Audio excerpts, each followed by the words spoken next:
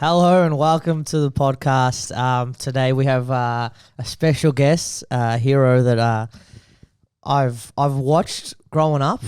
I first discovered him in a housemate brought over a DVD that had your face on it, with you in a suit. So as homage, that's exactly why I wore a suit. Yeah, I feel like I didn't dress up enough. I've never turned up to a podcast before where I felt like I was underdressed. Yeah, man, I feel like I'm getting ripped off. Wait, this is not the John Safran I remember. Yeah, I was just trying to be a bit like casual, that kind of thing. Yeah. So we're talking about what type of YouTube rabbit holes do you go down, man? I kind of made it weird. I got to stop. I don't know. I gotta stop making it weird. I like Dr. Pimple Popper. Do you actually like pimple popping though? Well, I can't do it myself. I'm like too old now. I wish when I was younger, I did. Like I did find something perversely satisfying. Yeah. Like it's like ritualistic. Like there's something in you and especially when you're younger and you get like stressed out by everything and you're very uptight. And yeah, it's like, I'm releasing something or whatever. Yes, I did like pimple popping when I was younger. It's kind of like that popping of those air bubbles. Yes. Except that's healthier. Yeah, like that's because you're healthier. You're mentally healthier than me. So like the lunatic version of that is like, What about ASMR? Do you get into that? No, I can't relax enough to get into it. Why not?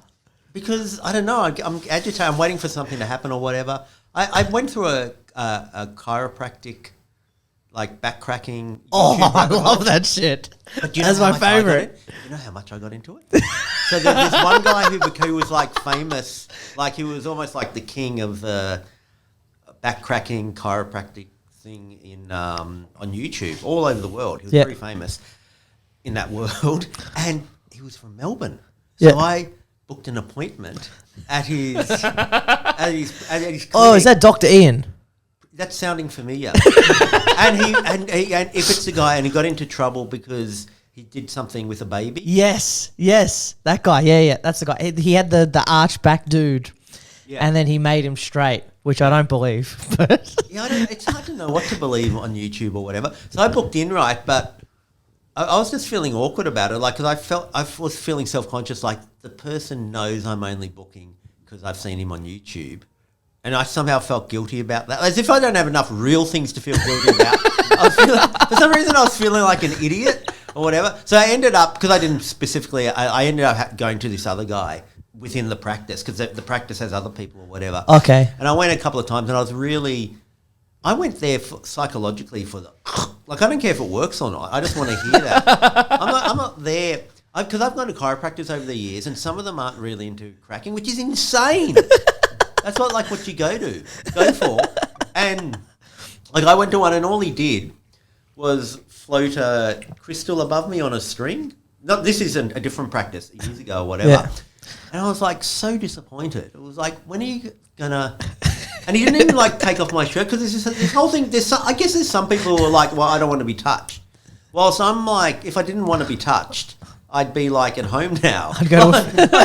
I didn't come here to a chiropractor and to not be touched. And then on top of just having the crystal on me, this other guy, he did this cough, and I was like, hang on, did a little fleck of the cough just fall into my eye, and I couldn't tell or whatever, and I was like, okay, whatever. And then I woke up the next day and I had pink eye. So not only did he not fix my back, not only did he not touch me, and not only was he kind of doing a bit of like he's got it all wrong. You know when people miss the essential for some side thing? So he's like got this crystal floating, like, no, maybe that will hit. It's like, fine, but how about don't like put a fleck of saliva in my eye and give me pink eye, like, before we move on to whether this crystal thing works or doesn't work. So there was that time with the chiropractor. Another time with an acupuncturist who I turned up for. She told me that, and I think I wrote about, where did I write about this recently? I forget. I've written it. Anyway, but she told me that she goes, you got a very uptight, and this is what her explanation was, because for people who don't know who I am, one of one of the things I do is I write, and I've also filmed hanging out with like extremists and like going down to the rallies and like hanging out with the far right and everything, and sometimes with some ISIS dudes and anyway, just I'm in this sort of like environment like that. And she said, what's happening to you, John, is you're in these situations where other people know to walk or run away, except you stay there. And so your body has to absorb that you're doing this thing you really shouldn't be doing by standing around with these white supremacists. So your back's getting tight, and that's what your issue is, and that's why you need an acupuncturist. And I thought, okay, that's fair enough. Makes sense. It makes sense. So, and that segues into, just in case people don't know who I am, like, I do stuff like that. Yeah, what makes you want to go into those type of environments? You like, I remember we talking, like we met at a party. You said you just like to, throw yourself into it. Yeah. Where did that develop from? I think it's a combination of, you see, this is where you got it wrong, because I was wondering why we were starting like in the middle of it, and you're like, no, we've already had that one conversation at the party where I met you 2 weeks ago. It's like, but that wasn't recorded. Like, so the people watching and They're listening, up to date. the people watching, I can't believe you somehow think the people watching and listening now were like part of that. So now it can just be like, anyway, and just like pick up from that party from 2 weeks ago where we met for the first time. Well, yeah, I talked to you, and we talked about the Socceroos and how you're the main reason why they're in the World Cup. You're the only reason. True. I would say the most important reason. That's true. Yeah. So answering your two questions now, because I can do that. So now it's both like, why do you want to get in trouble, and also how did you save the Socceroos? Yeah. The I just since being a kid just been very curious, and especially about things that are like mystical and kind of meant to be hidden from us. And because I'm old, you won't be able to relate to this. My son, my grandson, my boy, and you just won't believe this. But when I was growing up, at least for like primary school and then for high school, I think for nearly, or at least for most of high school, the internet just wasn't invented. Of course. And then for a while, even though technically speaking, the internet was there, it wasn't like it was now or whatever. Anyway, the long and the short of it was a lot easier to kind of have hidden things that you just could not immediately find out the answers to. So, for instance, you walk past a Church of Scientology, and it's like, what's going on in there or whatever, and you can't Google or whatever like that, and you hear things from people who know things or whatever, and it's like, oh my God, they've got all these secret things, they believe in this alien thing, and what happens is that you have this e-meter thing, you go in there or whatever, and it's like, so if you want to like find out things, you really had to like, first of all, things, you couldn't find out the answers to things immediately, and therefore, if you wanted to find out like I did, you had to like cross this threshold and like walk up the staircase to a little secondhand white nationalist bookshop in the city or whatever, and sort of like, and then there's like these old, Freemasons. I've heard about them, the Freemasons. Like you'd have to you'd really have to like push yourself and to like find out and cross the line and so I was just like really curious about all these hidden things, rituals and that. Yeah. So how did the Socceroos thing come across? Cool. So anyway, this is a mainly soccer podcast. It's a soccer board. Okay, the reason that ties in with all of that is because the audio good. I was doing a TV series, John Safran, that's my name, versus God, and looking into different like religions and belief systems and everything. And so I looked into, as well as all the mainstream ones like Christianity and Islam and Judaism. I'm a Jew, by the way. I was also looking into things like voodooism and animism, which is sort of like this belief in some parts of Africa or whatever. One thing led to the other. And I found out, or someone told me, that Johny Warren, you can give it a little bio, he's like the godfather of Australian soccer. Yeah. Yeah. He was really anxious because Australia hadn't qualified for the World Cup for forever. And he sincerely believed that it went back to, what year was it? I should have really I think it might have been the 70s. Yeah, 70s. So it was definitely the 70s. And Australia was about to play Rhodesia, and that's now become Zimbabwe. Rhodesia. They were playing Rhodesia in Mozambique. The game was in Mozambique, right? And it was a bit of a thing in some African countries there to sort of try to use the spirit world to help you in your game, like, burying bones near the goals and stuff like that. And so this shaman, this kind of voodoo dude, offered to help the Australian soccer team. I don't think they'll call the Socceroos yet. And the Australian soccer team, and Johny was, definitely do that or whatever. And so it was Johny Warren's idea at the start. Well, he was the reason why we were cursed. No, well, Johny Warren fucked it up. I don't know whether he went out and asked. I don't know whether he went out and asked, or whether the shaman just came to them and offered. Anyway, how does that work? They said yes. They're just sitting at so Johny Warren, the team for dinner and just going. The team said yes. The Aussies said yes. Then the shaman did his thing with bones and chicken blood and everything on the field or whatever, and I think they won. But then what happened after that was this is such a jerk move.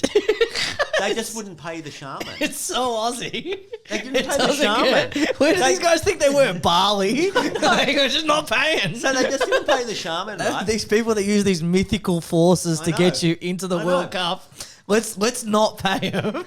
And then, so they get on the plane, and Johny Warren, because I interviewed him for this story, he's passed away now, but he was alive at the time, and I interviewed him, and he just sincerely, but he goes, ever since then, we got on the plane, ever since then, everything's gone wrong, and we haven't been able to qualify for the World Cup. It's like, and he had all these examples, it's like we're on the plane, and then the plane, for no reason, arrived late, which meant this guy caught a cold, which means this guy got a... And it's just got this whole long of things going throughout the decades. And he really believed it's because they ripped off the shaman, right? So then I went back to Mozambique. But how did you hear about it? Did someone tell you? Yeah, someone told me about it.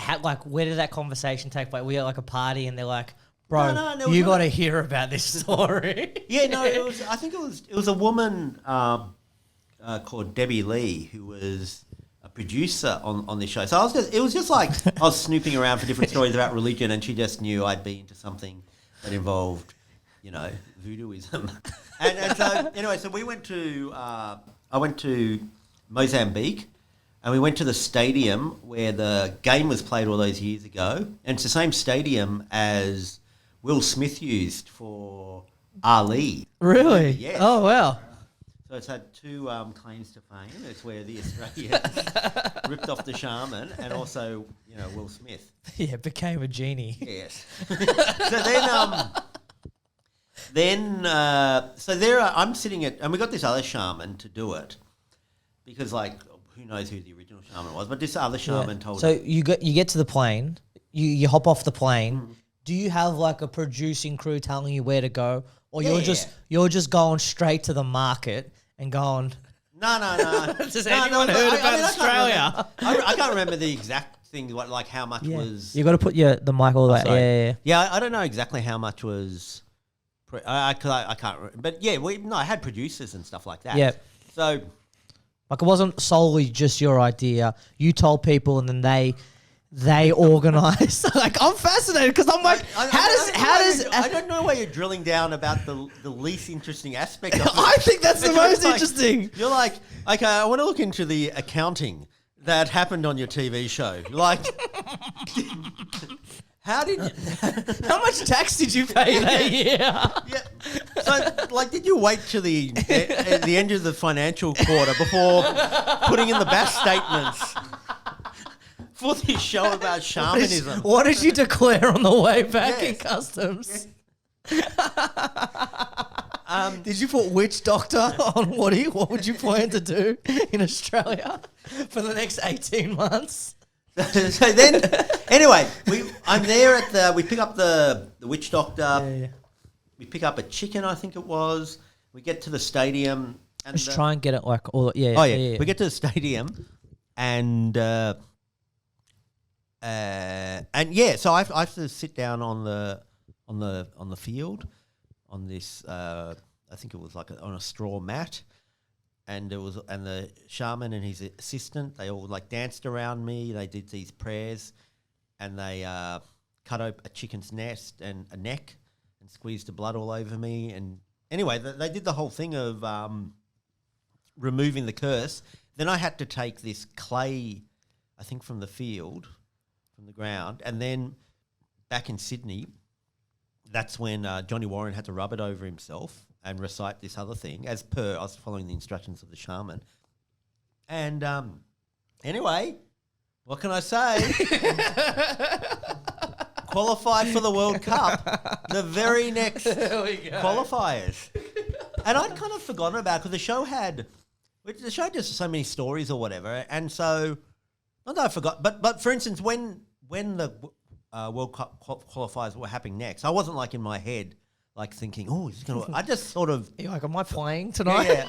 I hadn't thought about it. But then I opened up my computer the day after they qualified, the morning after, and I just had whatever, 100 emails or whatever from strangers going, oh my God, it worked. I'm like, what is it? What? And then it was like, and everyone was thanking me because people had remembered that I had removed a curse.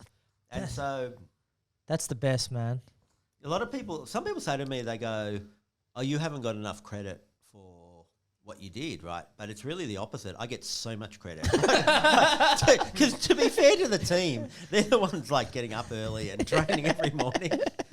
Yeah, like even like we just qualified again. Yes. And so it's like so my Twitter I get messages on Twitter. It's 100% you. Yes. Don't ever believe it's not. No, I agree. Because I'm going to go back to Rhodesia and find that witch doctor and put that curse back on Australia. For being jerks.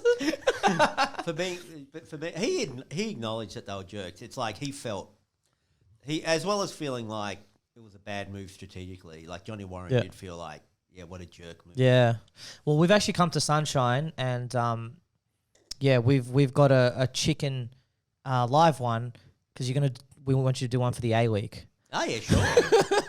Who do you? Because the A-League's shit. Who do you support in A-League? Yeah, no one. No one. Oh, at Western United, but that's because like they're closest to my home. That's my thing. I'm like, whoever's closest to your house, that should be the club you support. If you support someone further away, doesn't make any sense. What's the point of it? I troll supported an A-League team. Yeah. This is how it happened. But it happened organically. This is how it happened. It happened organically. It wasn't my fault. So what happened was the Melbourne FC. Victory? No. Okay. The other one. Melbourne City. Oh yeah, Melbourne City. Or Melbourne FC. Heart. Yeah. When Melbourne Heart became Melbourne City. Yes. FC. The takeover. Their new logo, it featured the emblem of Melbourne, and no one knows what the emblem of Melbourne is. But it's just like, why would anyone know? It's like something done like 150 years of this emblem or whatever, and they decided to use the emblem of Melbourne, and I was just kind of curious about it because I was looking at it, and I did a bit of like one of the things was like it had like I forget exactly what, but it had like wheat, and then it had a whale. It was all representing, and there's scales, and like the scales represented like the gold rush or something. I'm getting it all a bit right. Anyway, the relevant one is there was a whale there, and the whale so relevant for Melbourne. No, it was. It was like in ye olden days that like we were whalers. Like people would like harpoon whales, right? So I was like, oh wow, that's really interesting that they like there's the Melbourne City FC as part of their logo. It's like pro whale harpooning. Anyway, so then at this point I was doing a radio show on Triple J on Sunday nights with Father Bob Maguire, and I was talking about this on air. I was going, it's really interesting that it's like Melbourne City FC is like pro whale harpooning, and they've got like the a proud symbol of whale harpooning on their logo or whatever. Anyway, then they sent me a letter, and they're like, "Oh no, that's only the reference point. Like, even though it does look very similar to the way we look at it is we're pro whale conservation." And so that's why we've got the whale on it, because we really like the whales. We're not at all pro whale harpooning at all. Through its heart. Anyway, and they also sent me merch. Like they sent me I think it was a hoodie, whatever. So then it was like, oh, that's nice or whatever. Then I was just wearing it out at one of these far right rallies where I was going to write. I was going to write at, right? And so of course, you brought the Melbourne City shirt to one of those rallies. Yeah, and so trying to ruin soccer in this country. And some kids wanted to like take a photo with me or whatever. I was like, yeah, cool or whatever. And so there was like this photo, and it's me and these two like lefty. They were like anarchists or something. They had the mask on or whatever. I thought, oh, that's a cool photo. So I shared it on my page. Yeah. And I just got such flack, like I haven't got back. Not because I'm at this white supremacist rally. Yeah. It was like, you go for Melbourne City FC? and then I learned, and like people were like in the comments, like with the emoji of the crying emoji. And this is the first time, like, I didn't realise there was all this meaning behind Melbourne City FC. But if you're into like Melbourne Victory, yes, you freaking do not like them. Yeah. And I've got this friend, a good friend, an Aboriginal dude as it happens, and he sent me this private message going, I can't believe that. I can't believe you did that. Yeah. And I didn't know what he was talking about because there was no reference. I was going, God, what have I done? Because all my work, so much of my work, I'm like... Which one? Like, so much of my work, I'm sort of like being a smart aleck and kind of, poking, but I'm going, oh God, I must have done something like where I said something sarcastic and it like could be offensive to an Aboriginal person or whatever. Like I was trying to think what it was. Yeah. And then I'm going, oh yeah, what's this about or whatever? And it's like, it was about the top. He was like so offended because he was like Melbourne Victory, and he's going, I cannot believe you wear that top. I'm just so disappointed and all this stuff. And I thought, I could not believe he was not being sarcastic. But this dude's not really a sarcastic dude. And it was like, oh my God, it's real. I've really offended people by wearing this Melbourne City FC top. So anyway, ever since then, I've been into Melbourne City FC because I didn't realise. Yeah. Anyway, so that's why. So I think I been to a Melbourne City FC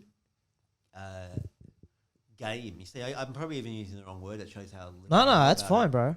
There's no right or wrong terminology. You just say whatever. I think I went to a Melbourne Victory. I was going out with this girl. His brother was obsessed with soccer, including A-League. So I went to one game or whatever.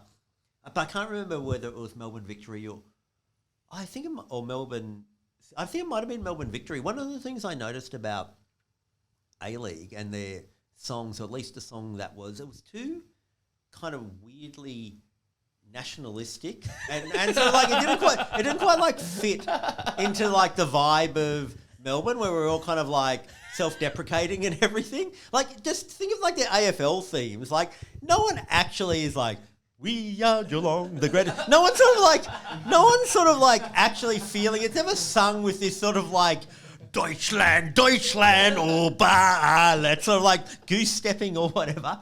All the Aussie AFL things are a bit kind of cheeky. Like, there's no one where like the people are actually like, getting actually, in it. Yeah. Like in some like they're frothing at the mouth in this nationalistic thing. And there was just something about, I think it was like, even Melbourne Victory is a bit sort of like, not really very Melbourne to call your team Melbourne Victory. Like, Interesting. It's not like, we're all just a bit more sarcastic down here. Anyway, I did notice it was a bit like, but my kind of eyes aren't finely attuned enough to know why AFL's so bad for a soccer fan compared to. So you don't see why AFL's. So you like AFL? Nah. You don't realise why it's so bad? I play sports myself. I'm just more of a sports player or whatever. But I also was once really. I had this awakening when I was working in this office, and everyone because everyone's into AFL football, yeah, or whatever, And like, I was just like, it's not really my first port of call with the conversation. Like, it's like I'm not but not in a bad way. I don't have anything against it. It's not like I'm like, ugh, why can't we all just read books and play Scrabble instead of like, I'm not like that. I'm not like coming. I've got nothing against it or whatever. I think it's good or whatever, right? But so it did become a bit of a joke, like where it's like I'm somehow not quite sort of the man that other people are because I'm not as obsessively into AFL as everyone. Yeah. Anyway, so then one time there was some inter-office footy match, and so we went down to train or whatever, and I was just kicking and running and handballing as good as everyone else. Yeah. And like so all these big noters who are like, oh yeah, like I'm more of a man because Definitely. it's like no, now we're here on the field. There's nothing wrong with me. Yeah. And I just realised like, I didn't have anything to be ashamed of because I was actually as good as kicking the ball as anyone else. Yeah, they're just as bad, man. They're just as bad. Don't stress. I tried to do it as I'm just as good, but you're probably right. That's more accurate. I'm more of a negative guy. Okay, but I have played in a AFL match. Do you want to know that? There we go. So when I was in primary school, I was in the Big M Little League, which was like every Saturday morning you'd go down to the park. My dad would take me down to the park and you just play footy or whatever. And then like once a year, like they'd go around to the different clubs, and once a year you'd be the halftime little kids. Do they still do that these days at halftime? Yeah. I hate it. What? I hate it. I'm like, they don't deserve to be on that field. Yeah. So Why are they there? I played at Windy Hill at halftime. Essendon. Yeah, but I was in a Hawthorn. We're Hawthorn. Oh, that's blasphemy. I know. So, and I stand by my stats, which is 0 goals, 0 marks, 0 handballs, and 0 touches. But I got told off by my dad, and it was great. Yeah. He cared, finally. But you see, I am a proper Australian who's done an Aussie thing. But you don't mind about that. You just have like people and they think you're not a proper Australian if you're not into all the same things. Nah, bro, you are 100%. You're the most Australian. I don't know why you didn't win Australian of the Year. Yes. Seriously. Yeah, like, genuinely. Like, I think you are, like, a hero in Melbourne. Like, you represent Melbourne to a T. Thank you. Like, you're one I'm of as us. Melbourne as Melbourne City FC. I'm as Melbourne as whale harpooning. Melbourne City FC. It's not that Melbourne for sure. Do you know what it is? What? Melbourne City. Why they changed their name from? Do you know who bought them? No, go give us. So there's like a family. I don't know which Arab country it is, but they bought like Manchester City. They bought New York City. So these soccer clubs. They bought Melbourne City, and that was like the third one they bought. So it's run by oil, but most people think it's a money laundering operation. Oh, I love this. So yeah, they're like literally. They think that Melbourne City does not give a shit about soccer in Australia or whatever. So when it first started, they were just like, "Oh, it's just advertising for like Arab countries."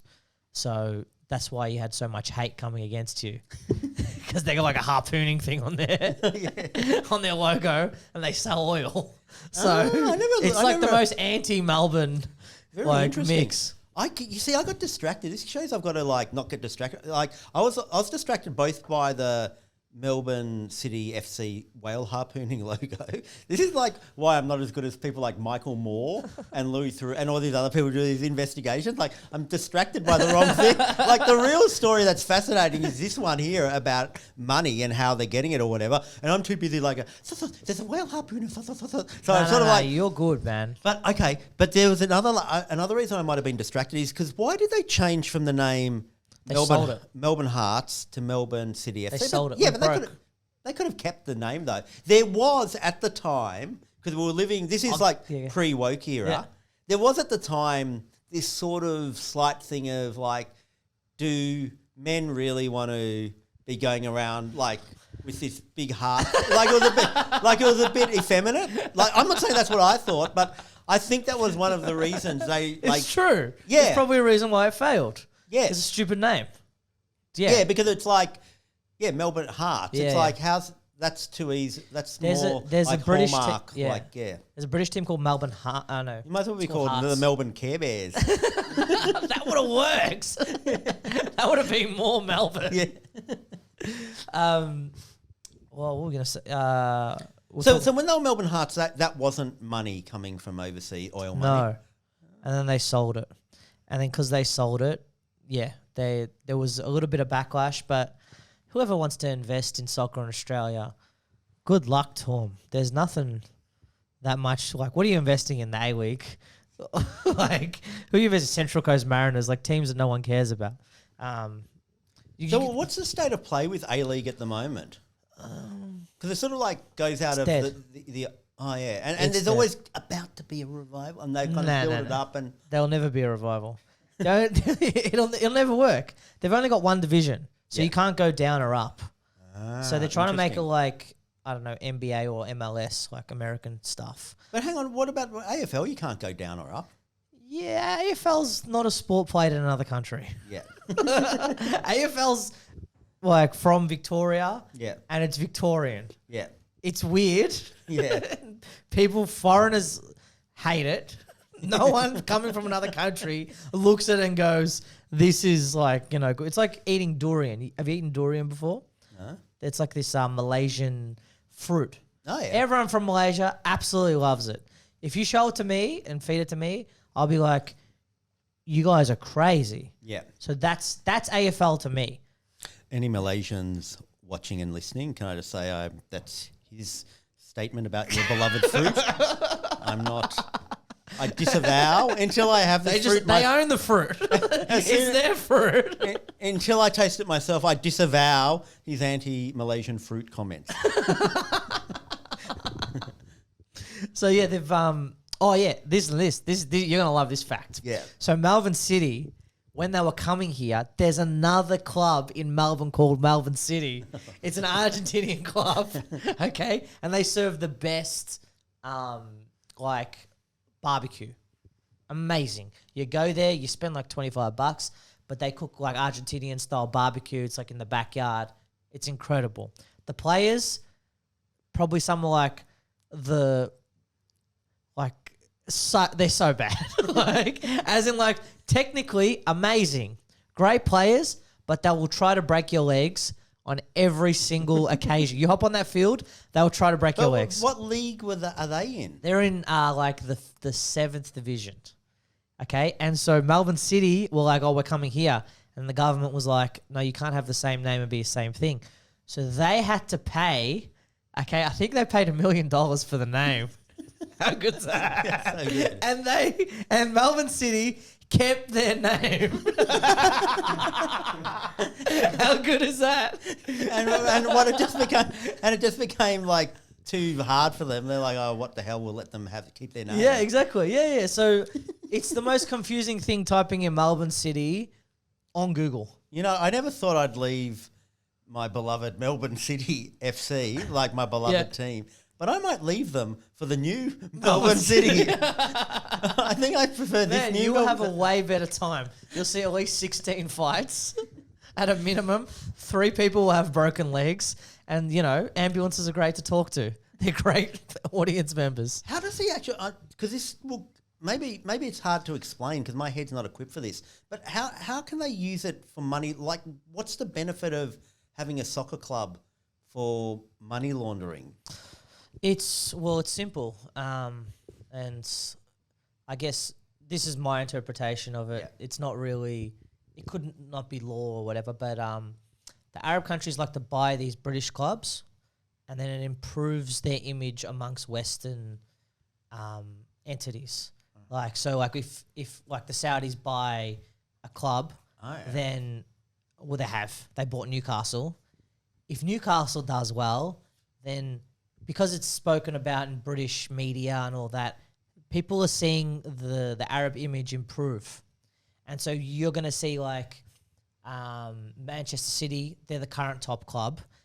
They're 100% like Arab owned and like 100% oil. So oil money. It's like soft diplomacy. Exactly. And so in France, they're doing the same thing. They bought PSG, they bought the top club there, and they're just pumping the government's money into this club, They don't care. It's only like $1 billion, Yeah. but it improves the image amongst all of the community. And then if you see now, FIFA is going to Qatar, and you're going, how did this happen? How did they change everything? And it's in November. Yeah. Usually the World Cup happens in June, July. How did they change this? So they've changed it so people do half a season. They stop their season. They go to the World Cup. And so obviously the image is just going to increase. Okay, but that's not money laundering, or is that like a different layer to it? Look, I don't think the governments need the money laundering, Yeah. but someone like Roman Abramovich, Yeah. who's getting his money out of, do you know Roman Abramovich is? Yeah, he's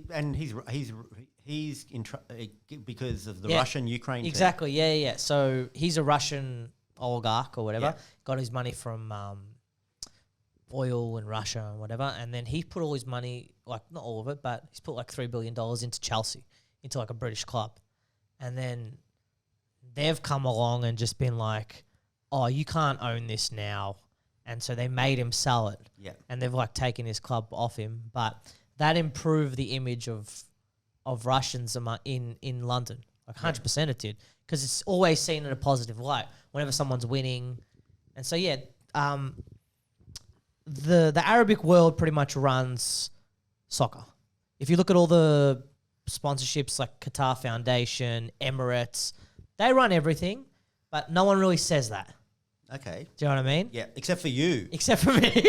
Your soccer 'Cause I'm podcast not will go afraid. there. I'm in a safe land where no one gives a fuck about soccer.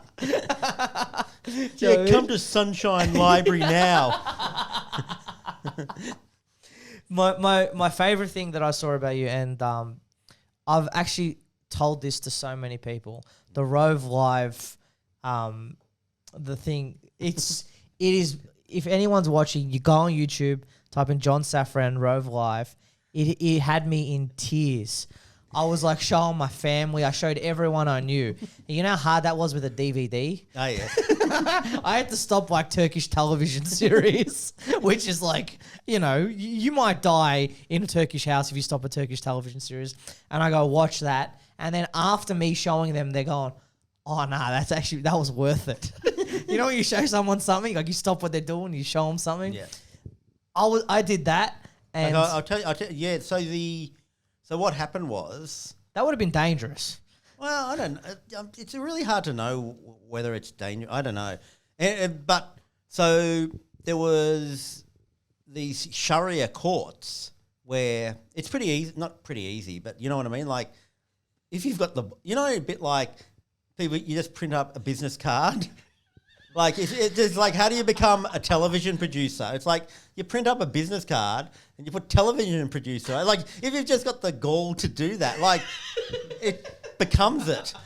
So you just have these imams, around the world, and they just are like, oh, I'm going to set up a Sharia court, and it's the same thing. It's like, well, by what authority do you? It's like, no, it is. By any yet. No, look at my business card.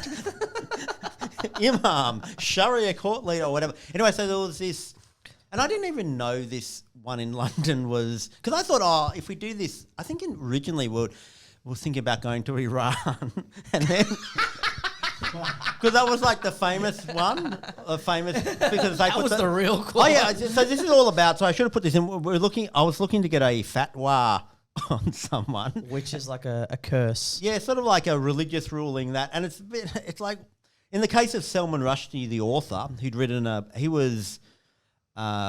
book called The Satanic Verses, which some imam in Iran felt was blasphemous. So they put a fatwa in the form of. This isn't funny, this bit, sorry. No. No, he put Funny. He put a fatwa on the author Salman Rushdie in the form of like, oh, we all have to go and you should go and take his life or whatever. So pretty serious stuff or whatever. Yeah, okay, fair enough. And Disclaimer, I'll put an allegedly. asterisk here at the end of Yeah. this. Okay, asterisk. You can hyperlink back to this and get me to tell you this. Okay, asterisk. Jason Donovan. Okay, because I don't want to go off and tell that story before we tell the. Okay, You know what I mean? okay, yeah. Asterisk. Jason Donovan. Right. Anyway, so Oh, yeah, go. Yeah. there was a lot of talk about fatwas going on, like how how do they work? Is it easy to get one on someone? And so we ended up, then there was this London Sharia court run by this imam, and he agreed, and he was like, yeah, he delivers fatwas, and he was really big on fatwas. Like, I think he'd put one on Salman Rushdie too, but he'd also just put ones on other people and whatever. He was very fatwa friendly. So I was like, oh, I'm gonna see how easy it is to get him to put a fatwa on somebody, right? He's giving them out like Oprah. Yeah, you've got a fatwa. So then Fuck, Oprah was influential. So then Influencing the Islamic world. So then I was like, oh, I need like a test case. Like I need sort of like someone to put the fatwa on. Test study, yeah. Yeah, to test out the theory that it was pretty easy to get a fatwa at the London Sharia court. So I had this story, right? And which I kind of like, anyway, so the story is like the television personality Rove McManus. And you know, like everyone knows, I don't know who watch it in Australia. Like everyone knows who he is or whatever. And there was a point back in the the late 90s more. Anyway, there was kind of like a point where he was on community television. Yep. And I'd also done my stuff on community television, like community television, like it's filmed at the RMIT and everything. Yep. Channel 31. Yeah, and this is all like everyone's got iPhones with cameras and can put up anything on YouTube. Yeah. For instance. Yeah. So this was like, you know, like just you struggle through going on community television, and then if you're there for enough years, hopefully someone from a proper network will see you and let you whatever. Yeah. So there was a point where like we were both in that world. Then I got on this TV show on ABC called Race Around the World, not to be confused with The Amazing Race. So anyway, so at this point in our careers, like I'd sort of like got to that like next level, yeah, or whatever. And anyway, so he asked me to go on his community television show, yeah, and I was like, yeah, sure. And so I go on his community television show, right? Okay, then you cut to a few years later, and he's broken out of community television, and he's like now, you know, front cover of TV Week, huge, gold logie, superstar, right? And I'm still now everything's adjusted, right? I'm still just sort of like in that sort of like slightly more kind of, let's politely put it, alternative, countercultural, non-mainstream landscape, right? So you're looking at Peter Hallier going, fuck you. Yeah. So now he's like so much more bigger than me. And then there was a thing where I forget what it was. Like I was meant to go on his show, to promote something, and then he was like, yeah, and then I get bumped. No. And so I was like, so therefore I remembered that, and I was like, okay, why don't I try to get the fatwa put on Rove? Because I've got the backstory of like why I'd want a fatwa put on him, right? Anyway, so I go all the way to London. Please don't ask me what the producers did and what the accounting sheets were. So who got John? So who gets the freaking flyer points? Do you get the freaking flyer points, or does the TV station like? And so he's running his Sharia court or whatever, and like there's just people in the crowd, and then I have to present the case that Rove deserves a fatwa, and I've got all this totally fabricated evidence of him being blasphemous. It was the best. It was the best. I photoshopped Rove in a hijab and everything like that. He had one that said, "Don't pay zakat, you dirty rat." Oh yeah, it was like that. I was having him like encouraging him not to pay. It was just kind of like a weird. And then the Rove wife on the mosque. Oh yeah, him vandalising. It was like the cheapest form of advertisement. And so anyway, I convinced I convinced the imam of the Sharia court, and he does. He puts a fatwa on Rove, and so it was pretty easy to get a fatwa on Rove, get a fatwa in the London Sharia court. Anyway, so that was fun. That all kind of came together. Yeah, and since then, his career's been fucked. Oh no, that's not true. No. Ruined his career. That's not true. To be fair to like, because I was speaking to someone who knows him, right? Yeah. And to be fair to him, and even like another person I kind of annoyed, Ray Martin. To be fair to them, I think the real sticking point isn't that I did anything. Yeah, it's that now, it's like if they do an interview. Like people just ask, you know what I mean? Like that's been the true curse, which I never meant, but I can understand why that would be really annoying. Like you've done all this stuff or whatever, and then you're sitting down, and it's like, anyway, so Rove, how's the fatwa going? I was like, oh god. So I think it's like that's the annoying thing. But yeah, no, I've seen Rove since then at a comedy thing or whatever, and you know he's a cool guy, and we're all, you know, at least he says he's fine. I heard back from him that he was fine with it even at the time. In fact, more than that, this is what I heard. I heard in a way he liked it because what happened is, to tell the story of him, of like why whatever, I had to talk about his community television roots and about how he like spent a lot of time at community television. Yep. And he liked that because like a lot of people are like, oh, you're just like some... big celebrity on the cover of TV. And like I told the truth, which was like, no, he like put in the hard yards for years. Yep. And yeah, so that was good, okay. The Jason Donovan. Okay. You probably wonder how this all ties into it. So we're talking about Salman Rushdie. Yep. Who wrote a book called The Satanic Verses, which an imam, what do you call them? An Ayatollah in Iran felt was blasphemous and put a fatwa on the book. On book and on Salman Rushdie. So people aren't allowed to read the book. Yeah, they're not allowed to read the book, and they should try to... And did you read the book? Oh, yeah, I did. Not only did I read the book... I enjoyed it. Okay, let's put an asterisk on that. I'll get back to reading the book, but we'll do the Jason Donovan. Anyway, so yonks ago, Jason Donovan of Neighbours fame, everyone knows who he is, even the kids, like it's Jason and Kylie. Straight. Jason and Kylie or whatever. Anyway, he wanted to catch up with me because he had an idea for a film and he wanted me to write it. It was a good idea. I liked it. It was fine. I couldn't do it or whatever. It was called James Bondi.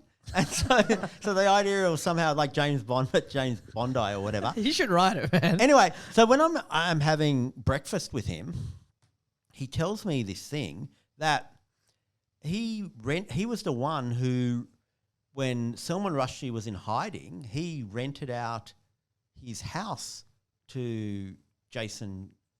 Jason Donovan rented out his house to Salman Rushdie, or maybe I think it was even he rented out the house to like what's it, MI5 or whatever the hell the Secret Service is. Oh, really? Yeah, because they were looking for a place to hide him. So I don't think they particularly were like, I wonder with Jason Donovan. I think it was just incidental. Like, so MI5 or MI6, whoever, were looking for a place that they could hide Salman Rushdie that was safe. And it just ended up like Jason Donovan had a place that he happened to be putting on the market or something, or renting out or whatever, and it ended up there. And he was saying, oh, it was really weird. They came and they had to bomb-proof the door and da-da-da-da-da-da-da. So therefore, anyway, maybe I shouldn't have said that because now everyone's like, okay, now I know where to get him. I'll go to Jason. Yeah, is he still alive? I don't know. No, I think he's okay now. Okay. He really screwed it. He was going out with that really hot woman, and then he somehow ruined it. Like, I think he got a bit cocky. He was like, I think he thought maybe there's going to be like a second really... Like, don't ever talk about the book again. Yeah, but maybe there's like a second really hot woman who doesn't mind having her life in danger all the time and going out with this kind of guy, whilst she's more like a 9.8, he's more hovering around like 2.3. Yeah. And so he just... That was the biggest mistake. Nah, he told her she was an author. Like, I'm an author. But you know, I did not only did I read Satanic Verses, but I read it. I was not really that obsessed with religion until I read it. Because This is interesting. yes, because it was this, and I started having dreams about how there was a demon or a devil on the foot of my bed and I was clearly being influenced by the book as I was reading. Did you have like a dream catcher? I don't know what it was. And then so that was like when I first, even though like I was kind of interested in some ways or whatever. Yeah, that like someone Satanic Verses really like screwed me up or whatever, or didn't screw me up in that. Like I was like, oh my god, this is so fascinating, this book or whatever. Because the book's like, if you don't know like the backstory, the book's not that like unless you know why it's offensive, it doesn't come across as offensive at all. Like you don't even, in fact, you read it and it's like this is really imaginative and interesting and whatever. I don't get what the offensive bit is. So you have to know things like things about Islamic scripture and about Muhammad, and therefore like, oh, because they're implying that da da da da da. But it's not. It's not actually like it's not like this like suck. It's really unless you know sort of like know what you're meant to know. It's got to have like a key. Yeah, it's got to have to decipher that code. Otherwise, just a children's book. Yeah. Oh, not a children's book. It's just a good book. Otherwise, they're reading in a play school. Yeah. I wanted to ask you one more question about. You want to ask me? A-League, go. About A-League. A-League. Here you go. I want to know whether, because I heard the reason that they started A-League in the first place was to try to take out the tension of how the clubs, like the ethnicity of the different clubs. So it was like, listen, this is just really not good for Melbourne that we've got this club that's like the Croatian club and this club that's the Serbian. So we'll sort of stop it. Yeah, stop and rename it all so it's like less ethnic, right? Well, did that work? Well, it's a hard thing to. It's very hard because you've got like patriotism, which is enormously relevant for soccer. It has to exist. Yeah. Because if you play at the World Cup, what are you going to do? Not support Australia? Yeah. And then you just think, where is the line? Yeah, for sure. Is the line we go to? We remove every single batter in the A-League. No one's allowed to have banners, which they did. Is that too far? Is it too far? Not allowed to have flares. Are flares too far? Yeah. Is not having a certain amount of capping on the active area or whatever it is making an active area the cap. So it's just people trying to like put stuff in place, bureaucracy in a sport that doesn't require bureaucracy. From my perspective, if it's a race thing, let it be a race thing. If you're talking about a European sport and then you're telling Europeans to not be patriotic about where they're from, it's a little weird. You know what I mean? It's like, yeah, man, you know that thing you practice back home? Yeah. Don't do it here. So it's like, which practices do you keep? You know what I mean? It's like the Netherlands does not like Germany because, war and blah, blah, blah, blah. And then, their not liking of Germany makes them play better, makes an atmosphere. When you go to the stadium, there's something to it. Do you know what I mean? If it's Croatians and Serbians, people saying they're going to be, non-violent or whatever. When is it? When have people ever been non-violent? It's only like recently that people haven't like fought each other or whatever. But I'm not pro-violence, but I think, as in like, I think it has to exist. But has any of what I think. It has to exist for you to actually care about your club. Otherwise, we're just in Melbourne. Everyone's just clapping at everything, and you're like, "What's the point?" But how do people have that passion for Hawthorn or Geelong? They don't. They don't? They don't. Oh, so it seems like they do, don't they? They don't. If you think that's passion, that's out of this world. People are like, oh, it shouldn't be political. Soccer shouldn't be political. Yeah. That's bullshit. How's it not? Every single good rivalry is political. Like in Italy, it's the North versus the South, or the South don't want to be a part of the country. Are any of the A-League teams just everyone knows that's really the Macedonian team? They really know that's. Is that how it is? Sort of. Oh, really? So Victory is like kind of like the Greek club. and then but Melbourne City FC is just yeah. my club. But that's the thing. Why would anyone support Melbourne City? Right. That's what it comes down to. Why would you support Well, it? I guess at some point no one would have known. Why would anyone support South Melbourne? Yeah. And it's like you have to start somewhere. So at some point, It's like everyone here has two countries that they support. yeah, Like, I support Australia and Turkey. yeah, You know, Kai supports Italy and Australia. Do you know what I mean? So mainly, if you're watching the World Cup, you're not watching for Australia. yeah. And I've gone out and interviewed people on the street during the World Cup. People don't even watch it.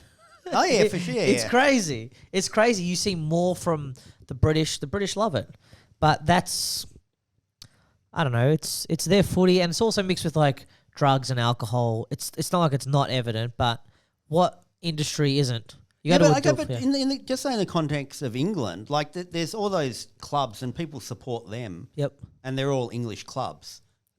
I don't know if they're all English, but they've all got like, maybe in England it's like that. Yeah. But England's got so much foreign exposure and people like it. EPL is like AFL. They're probably pretty much the same. AFL gets like, in terms of like the thing on the culture. Everyone here talks about AFL. You go to a workplace, they talk about AFL. In England, you go to a workplace, they talk about Premier League and whatever it is. But you've got centralised point. It's, very close to Europe. It's, the foreign investments, like billions and billions of dollars. Everyone's watching it. So that helps. But there are still some clubs in England that aren't top clubs that don't get anyone to their games. Just no one sees it. Do you know what I mean? Like if a club goes broke, why would you support them? There's no reason. So what, is the A-League never going to catch on because you think soccer has to be ethnic rivalries and AFL has to suppress that? Well, think about any business or even a comedian, like as a small business. They stand for something. The A-League clubs don't stand for anything. There's no, do you know what I mean? Like, I guess with AFL, and I don't know enough about. There's all this history and this coded stuff about class in AFL. Definitely. Yep. So, and again, it's sort of not really always overtly spoken about. Yeah, there's definitely layers to it, but it's a part of Australian culture, the AFL. Like it'll always be and passed down from your grandparents or whatever. Exactly. So it's just really hard to. But sure, the A-League's wouldn't be getting on to 20 years now or something. It'll never be like that. It can't be. Like, okay, is it also partially because anyone who's enough into soccer is not going to be quenched by an A-League game in the way that they will be quenched by watching a European game? Premier League game? It's true. Well, why would you watch a inferior, soccer team? Like, you know what I mean? Like, do you watch like some Premier League games? No, not really. No. Okay, fair enough. Some people watch maybe one or two a week. Yeah. If I asked them how many, games they watched of the local league, they'd say 0. So why would you watch do you know what I mean? Yeah. The worst version where you can watch the best possible. But, and they can't buy better players. They can't train better players. It's impossible. But we've got a good swimming team, for instance, in the Olympics. That's because we live on an island. Yeah, okay. You know what I mean? So what's going to happen? You have to learn how to swim in this So country. is the A-League ever going to get bad enough? Is it going to get dire enough that it's just going to wind up? It should have already. I don't know why it hasn't. You have to approach. I'm going to Google something before I ask this question. Yeah. Because I don't want to. I want to find. No, it's a rude question about whether someone's still alive or not. Frank Lowy's still alive, isn't he? Don't know who that is. Oh, okay. So he's like the big Socceroo backer, or he's always trying to make soccer become something in Australia. Why? Because he's into it, and I don't know. But this is what I have. This is the queef I have. It's like, I want AFL to be the biggest in Victoria. Yeah. As a soccer fan or whatever, but because this is the only place it can be big. it won't be big in anywhere else in the world. You take it to Europe, people are going to be like, we're not playing this. Do you know what I mean? So it's amazing that it's the biggest in Victoria. It will never be that big in Australia because you can't recreate a samurai from Japan.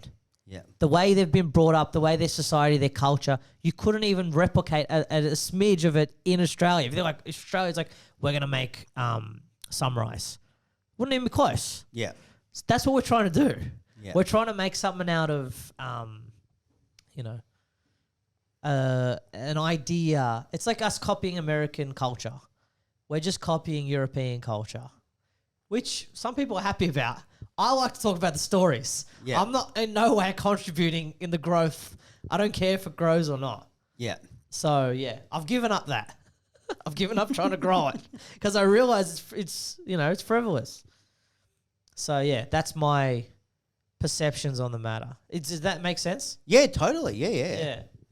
So, oh well. Yeah. I gave it my best chance. Went around in my Melbourne City FC hoodie. I've tried to contribute. How do you see the A-League? Well, or how do you see soccer in Australia? Well, yeah, because you're not associated with it.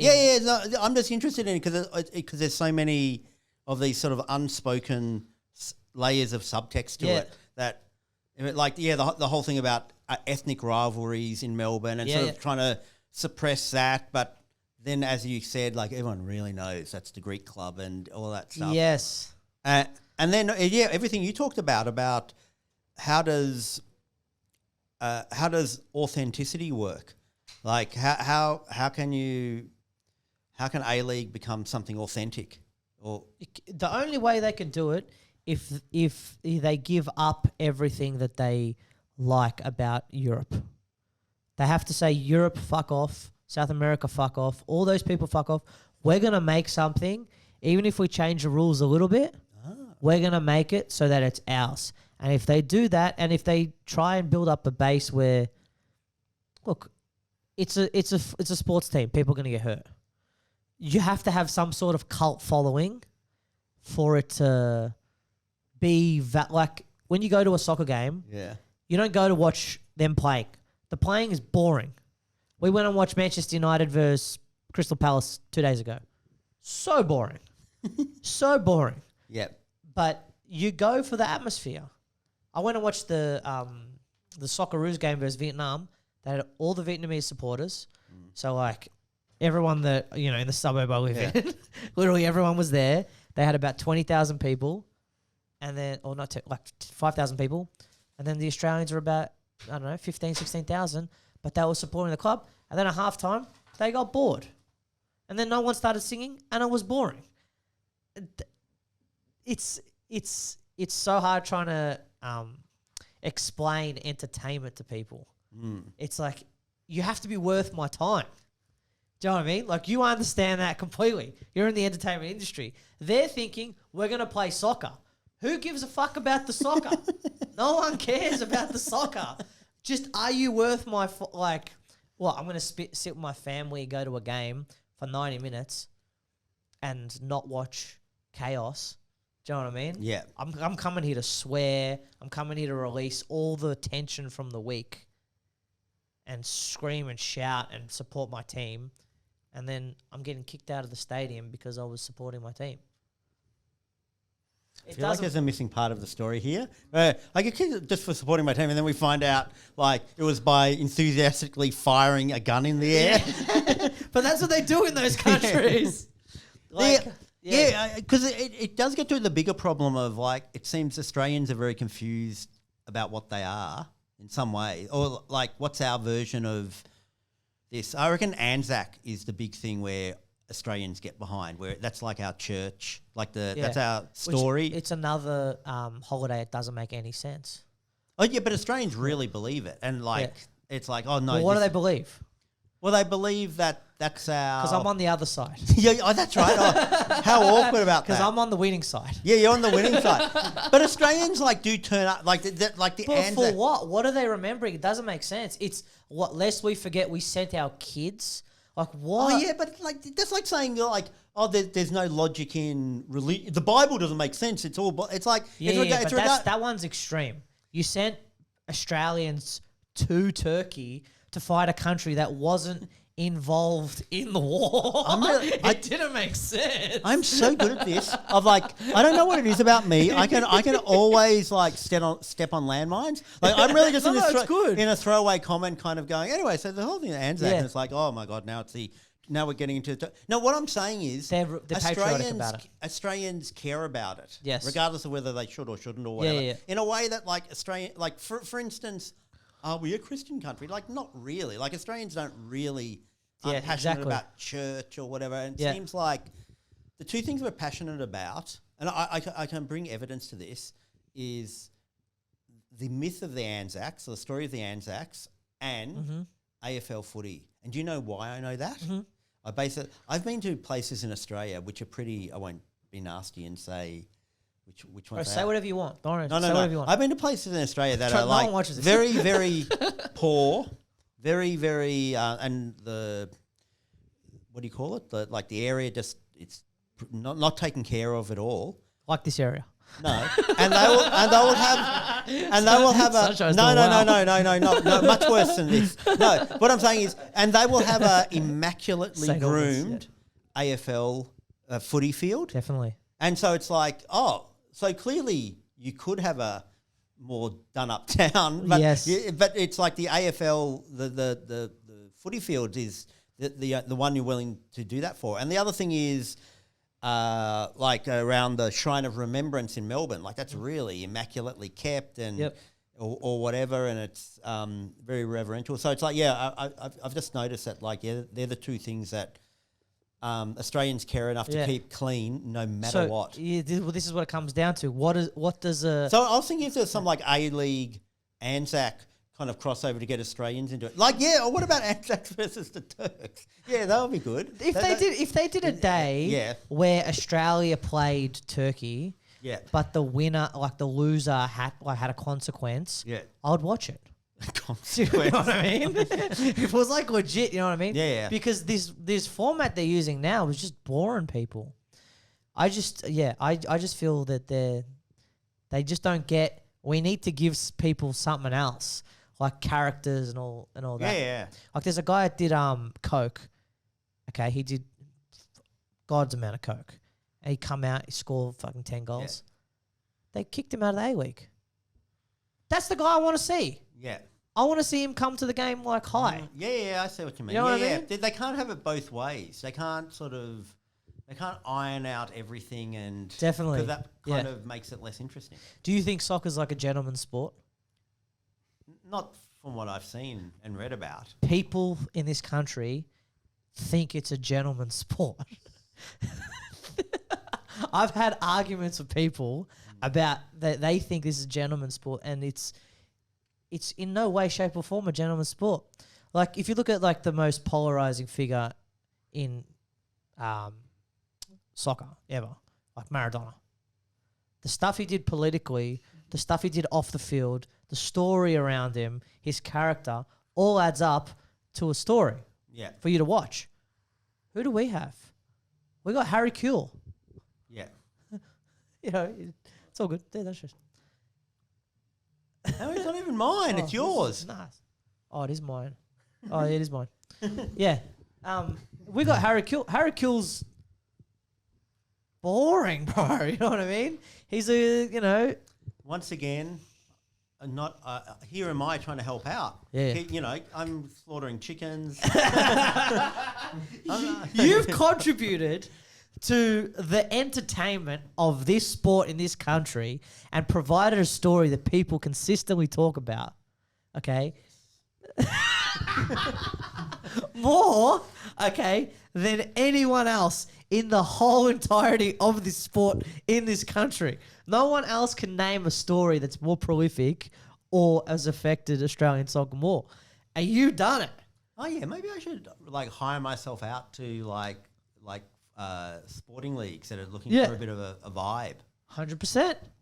100%. You've done it for us, but Yeah. To be fair, I think maybe Johny Warren's contributed a bit more than me. Really? Yes. Nah, I don't know about that. He's before my time.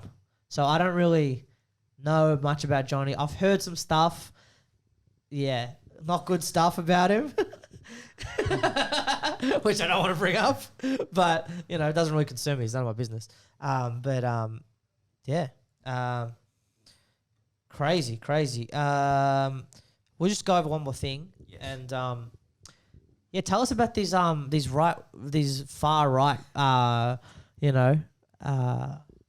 protests. How do you hear about them, and then who do you bring? Do people? Because I watch like Avi Yamini. Oh, yeah. I'm like a fan. As in, like, I like how he's creating content.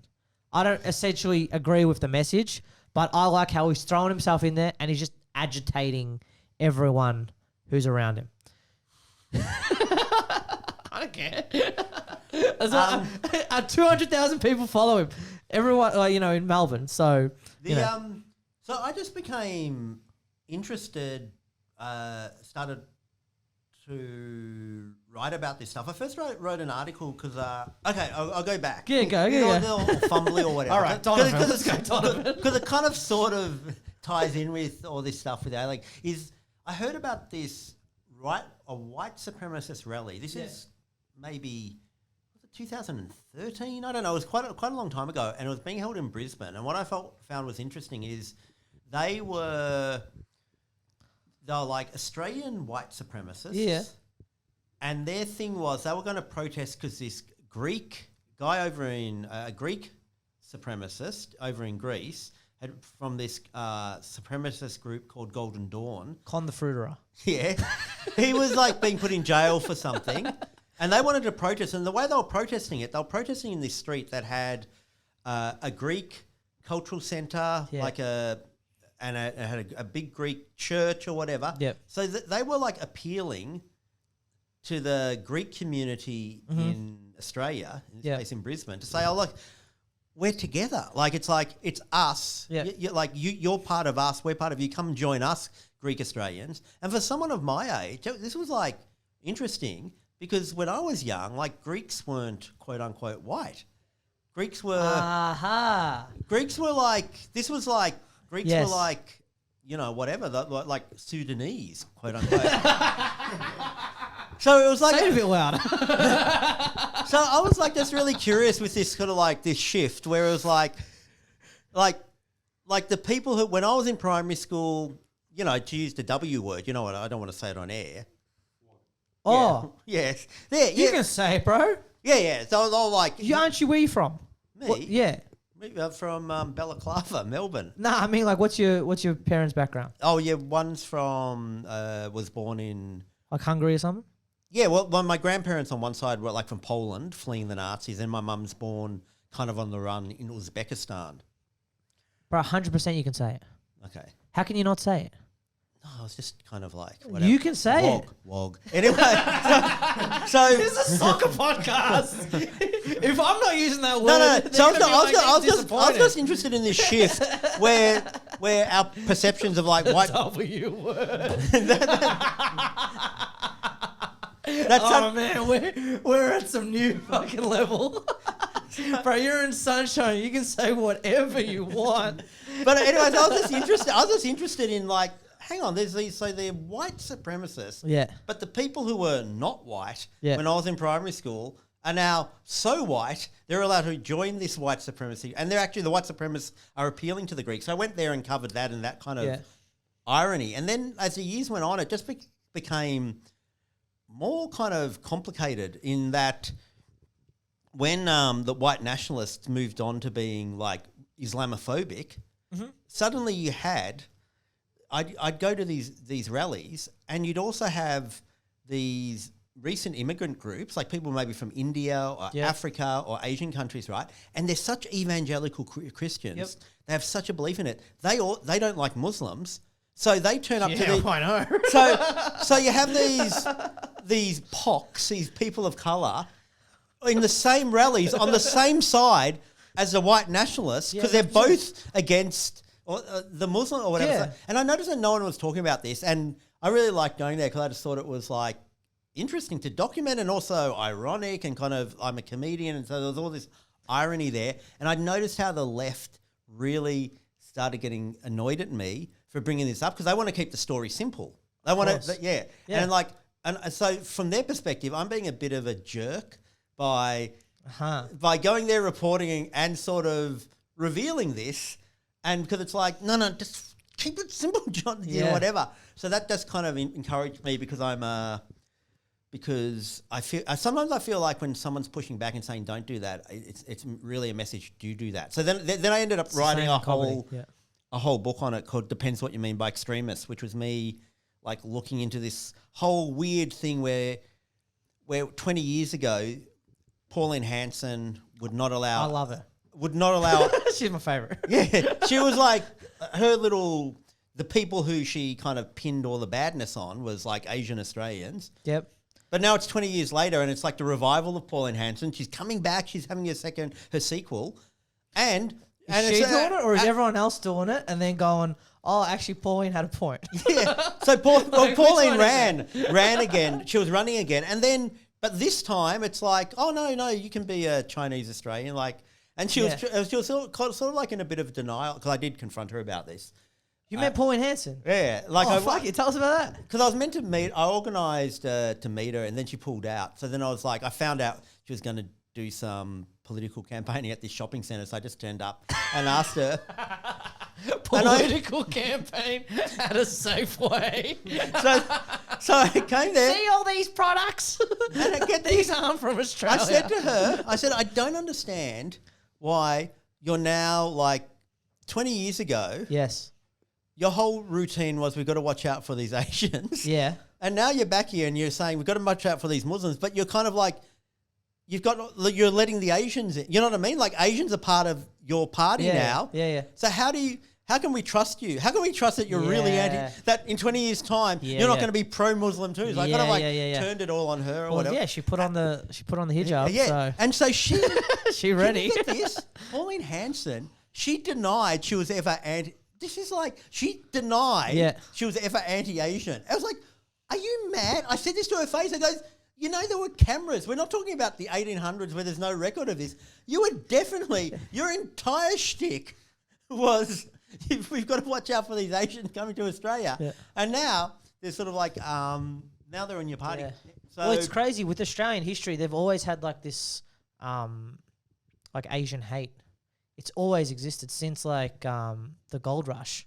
And that's why they put in all these like all white policies. But what's really crazy about it is like if you look at the ancestry of Australians and you break down like their bloodline, it's like 40% Chinese. So it's like, what's going on? Like how much, like which part of these people are actually Asian? Like, are they Asian? Like, is the thing of Australians, white Australians, like? Oh yeah, there's always like a lot of little hypocrisies going on there. Exactly. Yeah, there's something I don't know enough about this, but I had to research for a project. I'm doing a documentary. I've been filming it. Can't really talk about it, but anyway, sick. One of the side issues was about the gold rush, and what was weird, you know, the Eureka Stockade, where it's like we're gonna fight back against the rich or whatever, right? Yeah. That was very multicultural. For sure. There was like Black Americans, there was Jewish people. Really? There were all sorts of people, and they all came together. And for some reason, which I didn't get to the bottom of, because it's not really what my documentary's about, still the Chinese were excluded from that. So it was like multicultural. Shit. And the thing that kind of wrecks the story of like, hey, we all came together is the Chinese were excluded. But I know to what extent. Yeah, but it's interesting with the Chinese because don't they have like they have a city where they only allow Chinese people in? Didn't they have like the Forbidden City where it was like only our citizens were allowed to come into this what, city? In Australia? No, in China. Oh, yeah, I don't know. Yeah, I don't know either. But, you know. But you know what I mean? Like, I think everyone's got like those...